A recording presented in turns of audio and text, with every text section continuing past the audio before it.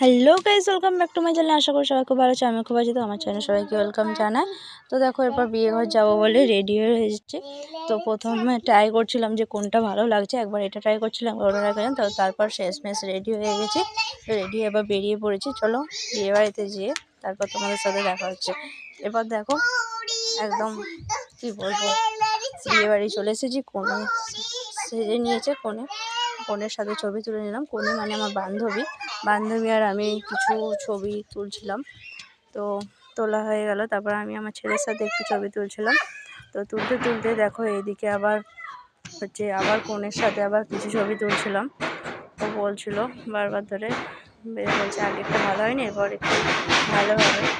বসে দাঁড়িয়ে সব কিছুভাবে একদম ছবি তুলে নিলাম, কারণ বিয়ের সাজেও তো সাজবে না, তো সেই জন্য একটু ছবি তুলে এনজয় করে নিলাম, যতটা এনজয় করা যায়। তো তারপর বর চলে এসছে বললো, তার জন্য তাড়াতাড়ি করে। তো কেমন লাগলো জানো, ভালো লাগে লাইক কমেন্ট শেয়ার সাবস্ক্রাইব করো বন্ধুরা।